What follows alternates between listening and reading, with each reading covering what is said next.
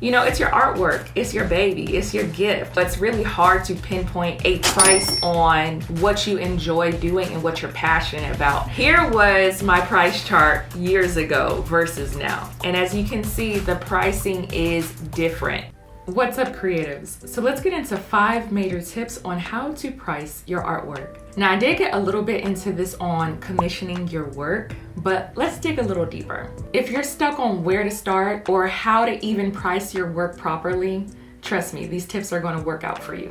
Tip number 1, materials used. So if you're investing into quality materials, make sure that you're incorporating that in your finalized price. Artist Loft Basic brand is a good beginner's tool, but if you really want to make sure that your work is reflecting your prices, make sure that you're using quality products such as Master's Touch, Winsor & Newton, Gamblin, and I'm sure a number of paints that is going to really elevate your skill set and elevate your overall pricing. Prime example, if I'm using acrylics, this price is $6.99, and then for the oils, $14.99. Now, as you can see, it costs a pretty penny, but what I can say is a little goes a long way. This is my preferred medium. I love this brand. And so for this brand, which is Artist Loft, this whole jug here is $9.99 compared to this tube of Master's Touch, which is $6.99.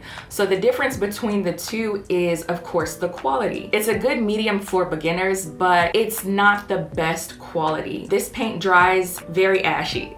No shots to Artist Loft. It just dries very dull. Maybe a gloss varnish may help that, but when it comes to Master's Touch, I believe the opaqueness of this paint really creates a vivid finish. It's great for blending, the consistency of it. It's a thicker paint versus this one being a little bit more watery. So that's just one of many examples of quality. So yes, you want to make sure that you are investing into the best.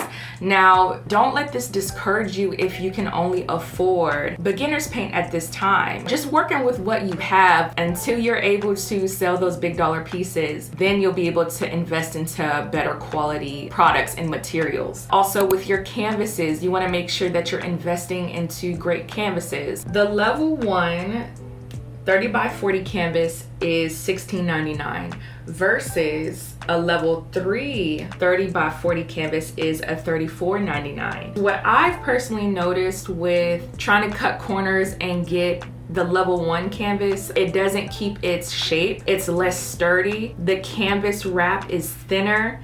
It just seems like it's very flimsy versus a level 3 canvas. It just seems thicker, like the framing that the canvas is stretched on is more sturdy, it's more durable. The linen is thicker, it's just more smoother. So when you're painting, it has a smoother application. So that's just a little bit of the two. So even with brushes, now for me, I feel like a magic wand is a magic wand. You know, whatever you put in your hand, it's gonna work magic regardless. But I have noticed a difference with the lifespan of a paintbrush depending on how much I've paid for it. So if I spend $7 on a whole pack of paintbrushes versus $7 on one paintbrush, I know that that $7 paintbrush versus that pack is going to last me longer. And then also like varnish, what you seal your paintings with, fixative, linseed oil if you're an oil painter. If you don't have the supply, then you can't provide the demand. So make sure that your supply is top notch, ready to go, so that you're giving your best and presenting your best for your supporters. Next, let's get into skill set. So I'm going to show you a picture of one of my pieces or one of my commissions that I did back in 2016 versus my commission that I did this year. You can definitely tell the difference, okay? Make sure that your price is reflecting your skill set. And I understand that this can be tricky because, you know, it's your artwork, it's your baby, it's your gift. You know, it's really hard to pinpoint a price on what you enjoy doing and what you're passionate about. But realistically speaking, you want to make sure that your prices are reflecting your skill. And so if you are just starting out and you know it's something that you can improve on, you can't be out here charging people an arm and a leg when it's giving elementary school. Like Respectfully, the examples that I showed you, my prices were totally different back then than what they are now, because I want to make sure that I'm giving my supporters fairness. If it's something that you know you can improve on, if it's anatomy, which I know that I needed to improve on, I needed to educate myself on it a little bit more before I really started to charge people that kind of price. Prime example, portraits. I wanted to learn the anatomy of the face a little bit more and really start practicing portraits before I start charging people thousands of dollars to paint themselves or their loved ones. So you want to make sure that you're educating yourself in those areas on how you can really expand and improve before really charging those prices. So the skill set gets into years of your profession. So if you're just starting out, you got to start somewhere. I started selling logos and small paintings for like $20-$30. And so now I'm selling paintings for thousands of dollars, $10,000s because of just the growth and evolution over time. So just be gracious with yourself. As you grow as an artist, your prices will grow with you. You can't just come out the gate. I mean, you could try, but you're gonna have to have a track record. You're gonna have to give your people a track record to trust you and to see, your evolution over time and getting those testimonials over time, and, really just truly building your portfolio so that people can really invest into you. I've been drawing since I was little, and I've professionally been painting for 9 years. But I just learned throughout the years, you can't stay the same. You have to challenge yourself, dip into different things that's gonna really inspire you and really stretch you as an artist. One of my things is hands. Hands is such a challenging thing to accomplish. So it's like, why not tackle the very thing that people are scared to create? You want to strengthen that muscle and build that skill set muscle over time so that, the more that you practice it, the better that you get at it. And you feel more confident about charging that price because you understand what it took to get there. You understand the talent, the techniques that it took to accomplish that layout or that concept, just that beautiful piece that others can enjoy. Pricing can reflect the complexity or the simplicity of the painting. This size painting behind me is a 48 by 60. And so you have a 48 by 60 conceptual piece that is very complex, very saturated, versus something that's more simplistic and fun, like this piece, which is the same size, something that is more fluid, quick to do, very expressional, very abstract. Like these two, the pricing is going to be different because of the visual aspect of it. And that's going to get into time. How much time do you spend on each piece? Are you a small scale artist? Do you feel more comfortable working small scale? Or are you a large scale artist where you feel free when you work larger? Or are you a balance of the two? Like, you just have to become comfortable in knowing, how long is this going to take me? Something this small right here on this easel, that could take me about 4 to 6 hours and I knock it out the park. Something this size usually takes me 2 to 3 months. I'm not good on calculating my time because I don't really keep up with how many hours I've spent. I just know from me juggling life, being a wife, being a mama, running errands, all of those things, I would spend about as little as 2 hours and as much as 6 hours plus within a day creating. You want to make sure that your time is being accounted for. You don't want to shortchange yourself because time is money and money is time. And so if you are spending a month plus, if you're putting in 80 hours plus a week, you want to make sure that it reflects that. So for me, if I'm spending a month plus on this, it's not gonna be nothing less than $1,500. I mean, this piece right here is $20,000. I'm just thinking of something that I spend that much time on. Like if I'm thinking a month plus, it's automatically $1,500 and up, depending on the size of it and the complexity of it. You want to think of the duration of how much you're spending on a piece to reflect how much you want to get paid for. This also includes the drying time. If you're an oil painter, it takes a while for the paint to dry. Thankfully, with my master's touch that I use, it has a quick turnaround with drying time. You want to think about framing, and that also goes back to materials. If you are framing your work, trust and believe that needs to go into your pricing. Framing is very expensive, and it depends on how extravagant the framing is. So with that framing time, that's an additional 2 to 3 weeks before you can release it out onto your website to make it available. All right, so let's get into the next thing, packaging and shipping. If you are not outsourcing your paintings to get packaged and you're doing it yourself, baby, that's labor alone. That's an extra $100 alone, okay? I be breaking a sweat when I am packaging my paintings because it is a workout, especially for the larger pieces. But you want to consider packaging, the materials that it requires to package. You have the saran wrap, the bubble wrap, the brown paper wrap, depending on what you use to secure and protect your paintings, the corner covers, the boxes. I wanted to give 2 examples of boxes that I preferably use that you can get at a wholesale price. You have Uline. For me, I think I spent for a 30 by 40, for 10 of those boxes, I spent like $161. Or even with Amazon, with their wholesale, I'll make sure I leave the links below. But Amazon can buy the boxes in a bulk, save a great amount of money versus going to UPS or FedEx and having to buy those boxes individually. Basically, do you want to outsource or do you want to do in-house? If you do in-house, you get the materials, you package it yourself. If you outsource, you're paying for that extra labor, and sometimes that's kind of tricky because I feel like shipping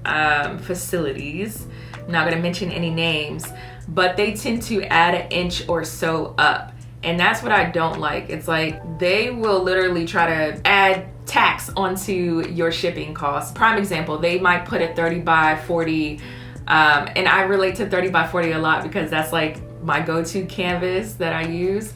But they might put that size into a 36 by 48 box. And you know dang well, you don't need all that extra for that painting to go in there. And so now you're being charged $400 to ship this humongous box out versus, and that's what's crazy too, is that 30 by 40 is the cutoff.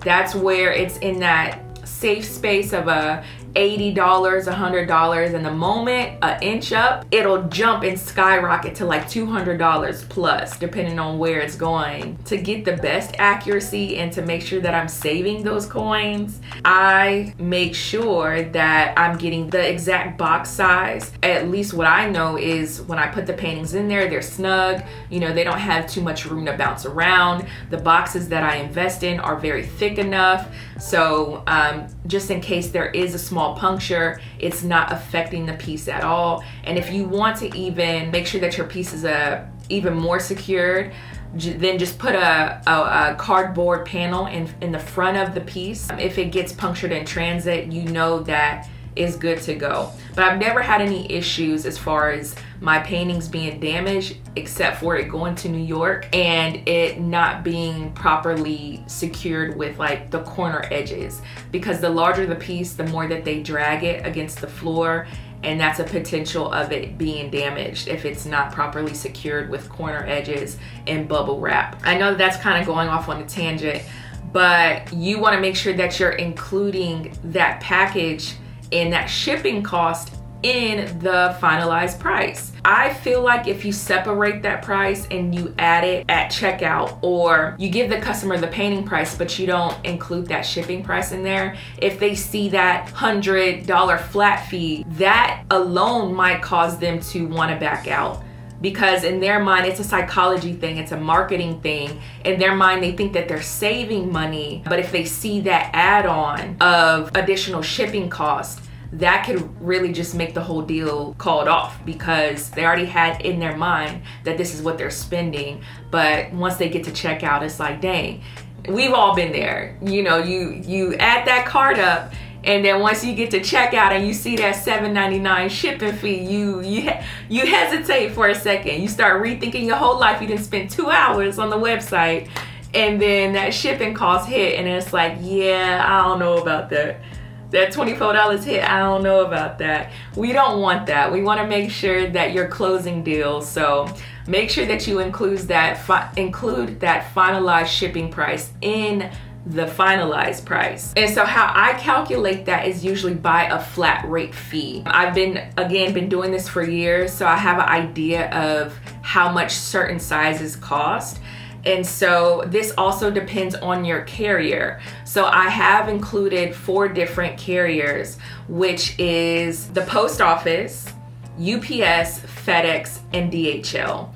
And so the difference with all of them is they all have their pros and their cons. With the post office, I definitely recommend taking advantage of the post office because it is the cheapest route or the most inexpensive route. So if you do work on a smaller scale, you're not going to get charged much of anything if you're shipping out a 12 by 16 piece. If you put that in a priority box and get it shipped out, I think $10, $12, $20. I don't do the post office when it comes to my larger pieces at all. Only because of the handling that I know their handling is not as secure.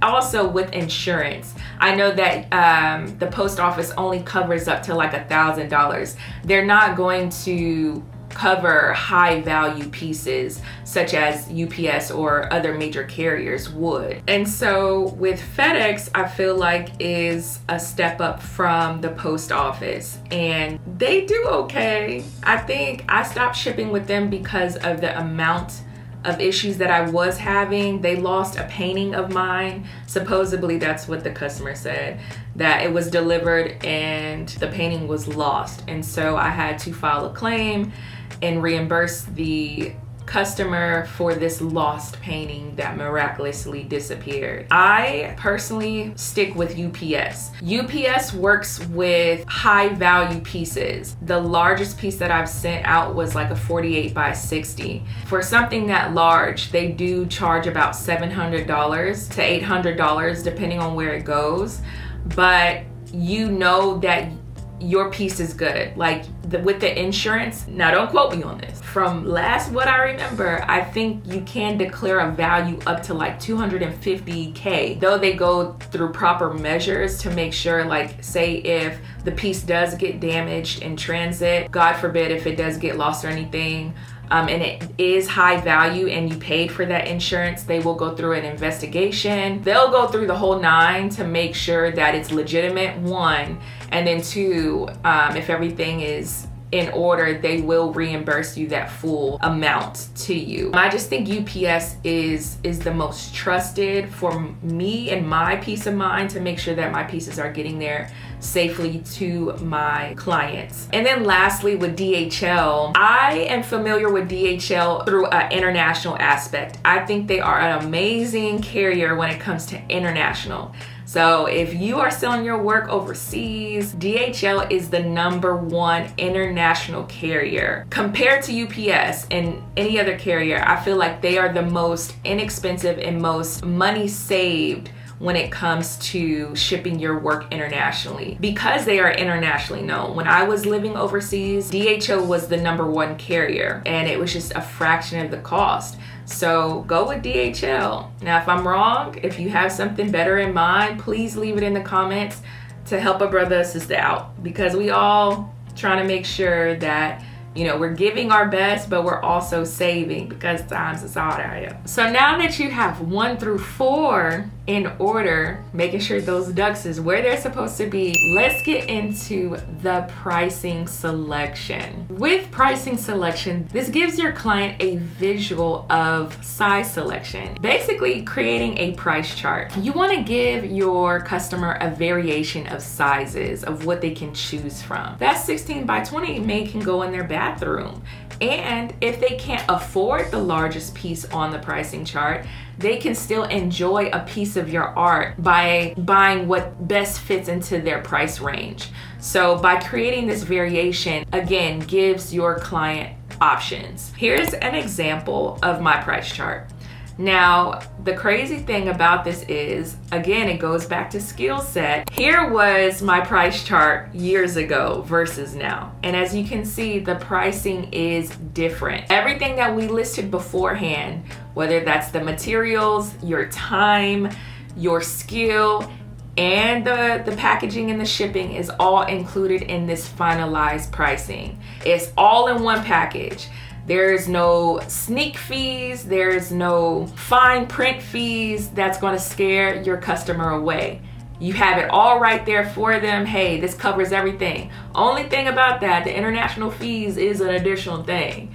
I make sure I include that in the disclaimer that international fees may apply. But nonetheless, this pricing chart is a visual, especially for those that are not art savvy or like scale savvy. This just gives them a great idea of what your sizing is. I'm gonna make sure that I drop a folder link below that you can just download this as a template. But if you feel more comfortable about of buying all of these canvases, just make sure that they're all blank and they're all sized up against one another, contrasting backgrounds so that they can get an idea of the sizes.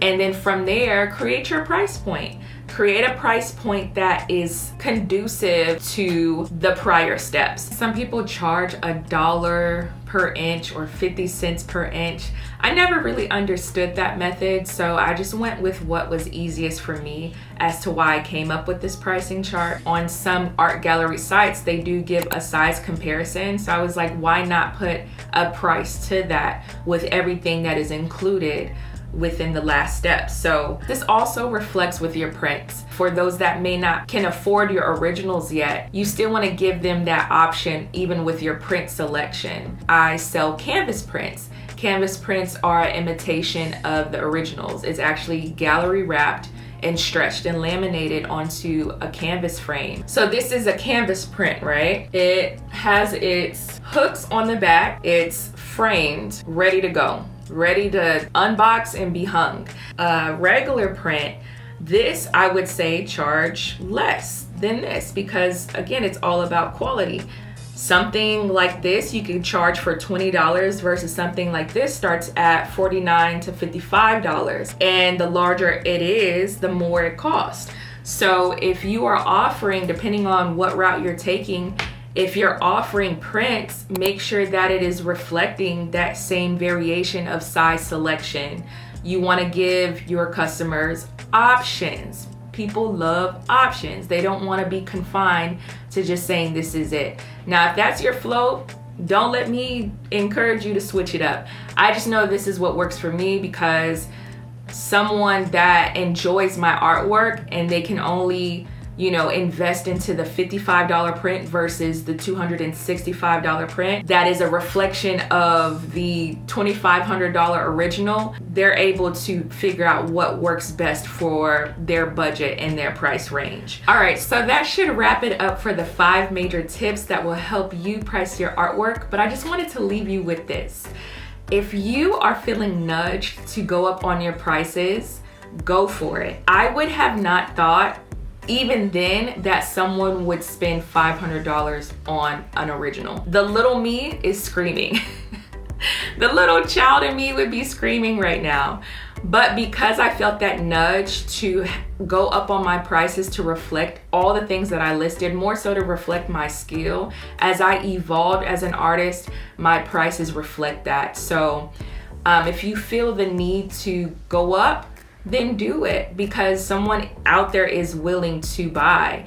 And do not be afraid to charge high value. The only thing I would recommend is just offering installment plans to give your client that offer of, hey, I do accept deposits, and giving them an extensive time to pay over time will encourage them to want to invest, even if they can't cover the full cost up front. Only thing too I recommend is to make sure that there is a contract or an agreement that states there's no refund, such and such, but that's for another time, another day. When it comes to just pricing your work, price it with confidence because you put in all this hard work, you spend all this hard-earned money to make sure that you're giving your best, and you don't want to feel deprived, or you don't want to feel dreaded or feel like you've lost out on something when you have sold a piece less than what it is actually worth. I understand at the end of the day, our pieces are priceless because it is coming from within. It's coming from the soul. It's coming from the heart. Money make the world go round. So even with a passion that is turned into profit, you have to put a price to it. See what is a good price point. Look at art galleries or look at certain websites and see what price points are, but see what is actually working in the market right now and what is actually good price points that sell. Listen, I know the economy is down right now. I know that things are haywire, but people are still out there enjoying art. They're still out there wanting to buy art.